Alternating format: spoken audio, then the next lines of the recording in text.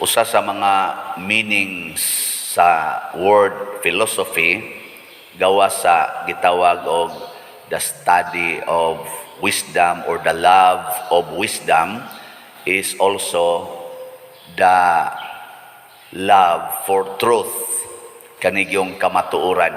Ang mga philosophers gigamit nila ang ilang intellectual capacity to know the truth aron mahibaw-an ang kamatuoran.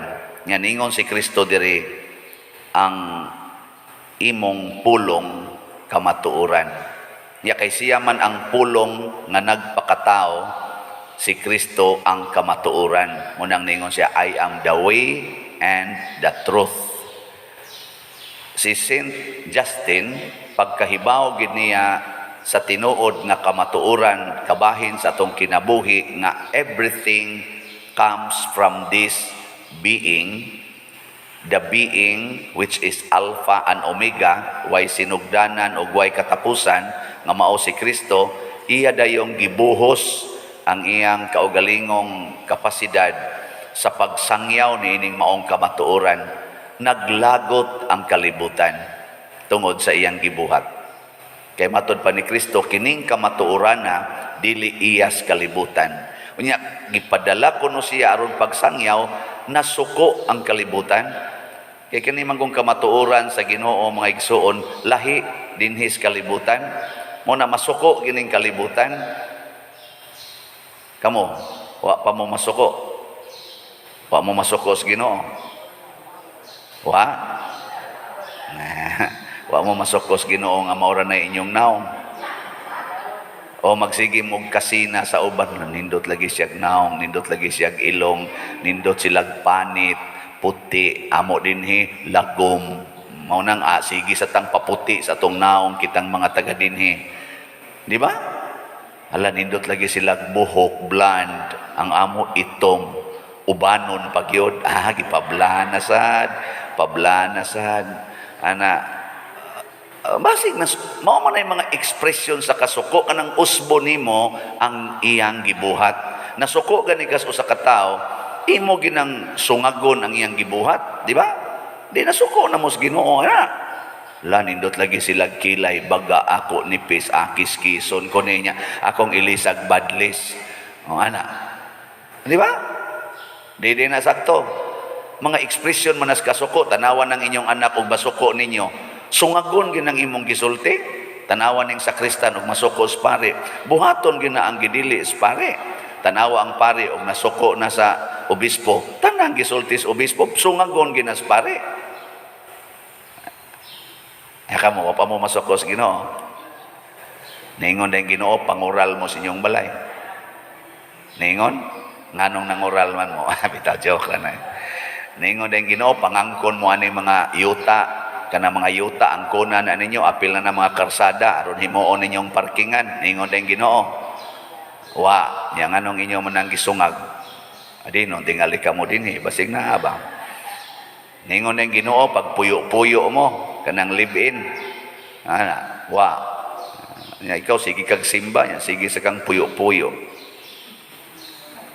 Mao na siya ang kamatuoran, matud pa ni Kristo, mudalan nimo sa kagawasan. Ang tao sad nga nagsunod sa kamatuoran, bisag sungagon pas kalibutan, bisan ganig paantoson pas kalibutan, bisan paganig patyon sa kalibutan, din agyod mahadlok. Truth sets us free. Unsa man ang tao nga free, kana bang di mahadlok mo buhat, yano nga mo buhat, why kahadlok? Karon magsige mo tagpangling. La, masuko niya na sa father. Ala, masuko na sa father. Niya ako sa diri magpanglingi sa ko, wala masuko niya ni mga benefactor nako, di lang kumusulti ani, di na niya nimo palit og slot. Di na lang kumusulti ani, bisag mao ni ipasultis Espiritu Santo kay basig din anya nimo duni. Hadlok ba? Kamo wa mo ray mga kahadlok. Wa? Uy. O kana, mao na saktot. Ang kuna lang gud. Ngay kana lingi anay mong tupad. Ing na wa ka di ka mahadlok mamatay. Di ka mahadlok mamatay. Ana. Nya mo tutok mo na siya nimo siya. Ikaw, samsa ka diya. Ang tao nga nahibaw sa kamatuoran, di gyud mahadlok mamatay. Si San Justino, Saint Justin, dili ra siya gustong mamatay. Gusto pagid siyang maliwat anang kamatayon ni Kristo sa krus, which is the greatest foolishness of God. Matod pas mga philosophers, that is the foolishness of God. If your God is wisdom, then that is His foolishness. Naagod siya gahom, naagod siya tanan, control gud niya ang tanan. Nganong mo allow man siya nga ilansan sa cross? That is foolishness. Kanabitang nakahibaw ka nga mo ni saktong buhaton, nya di gid nimo buhaton ari jud kas atong dili mao kanang makadaot nimo. Foolishness man gud. Nga gitubag sa ning San Pablo, ingo San Pablo, the foolishness of God is greater than the wisdom of man. And the wisdom of man is foolishness for God. Oh, human. Nganong nangandoy man si San Justino nga mamatay sama ani? Kay para niya, the greatest honor nga ikahatag niya sa Ginoo mao ang pagsunod sa iya mismong kasakit. The sufferings. Muna si San Pablo diri sa unang pagbasa, ingon siya, nanamilit siya di na ko magdugay ha, dinis kalibutan. Nya, kamo, hibaw dyan ko, inigbiya na ko, anhaon gyud mong mga lobo, wa gyud sayloan ninyo, kitkiton gyud mong tanan, kanon gyud mo sa lobo. Kay mga karnero man sila, kanon gyud sila sa lobo, paakon. Pero si Kristo nag-ingon man, ayaw mo kahadlok sa kalibutan, kay gidaog ko na ang kalibutan. Giyon sa man niya pagdaog, ang kasakit sa kalibutan, gihimo na niyang kalipay. Ingon siya, ang inyong kasakit, mahimo niyang kalipay. Ang inyong kamatayon din his kalibutan, gihimo ni Kristo nga kinabuhing dayon. Kanindo tana. Tuo mo. Kanang kasakit, mahimong kalipay, tuo mo. Maayo. Niya karon, napamoy kasakit, uwa na. Congratulations. Kanang nagani masakitan, i-congratulate. Ina ka na, daghan kag opportunity nga mahimong kalipay. Imong bana nangabit, say salamat intahon Lord na nasa ko'y source of joy. No? Nya pag ulis imong bana, gikulata sa ka, additional source of joy. Paglingi ni mo sa imong anak, siga na kaigmata, ni suyop sa diay ka, another source of joy. Pag apot ni mo sa opisina, na kay mimo sa imong trabaho, nga nag-retrench, na-appeal ka sa gi-retrench, wa na kay trabaho. Ay, praise the Lord, source of joy na sad. Uy, nisakit mang imong tiyan, pagpa-check up, colon cancer stage 3. Salamat Lord, salamat. Di ba? Testingin na ninyo. Ing anaa ba paghunahuna, paastilan lagi pulos kalipay. Nya moingon ka, Lord, gamiton nako imong pulong. Unsay pulong ni Hesus dire? Og karon muanha na ako kanimo amahan, dili na ako magdugay dinhi sa kalibutan. Di ba? Magamit din na nimo ka stage 3, so mga next week stage 4 na ni. Anya din adyon magdugay. So Lord, din ako magdugay din his kalibutan. Praise the Lord. Kita na kita diha. Di ba? Nya napaka kay kasakit ana. Napaka kay kabalaka. Matud pa ni San Pablo diri sa unang pagbasa, wa ko maibog anang mga sa tiwa niya kaibgi kana mga salapi. Mo pa man sikat sa una. Ingon siya, wa ko maibog anang salapi, bulawan o sapot ni bisan kinsa. Kita kusog man kitang maibog ana mga balay, mga sakyanan, kusog kitang maibog ang ilang mga gadgets, maibog ta.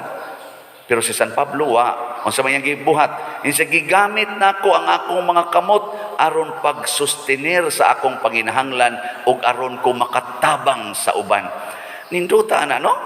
Kanabang nitrabaho siya adlaw kuno gabi aron makuha niya ang iyang panginahanglan ug makatabang sa uban. Kay matud pa niya diri, mas bulahan ang paghatag kaysa pagdawat.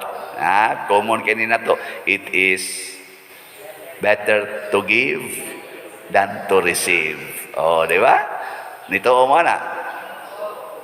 Paghago gyud mo aron makapalit og slot.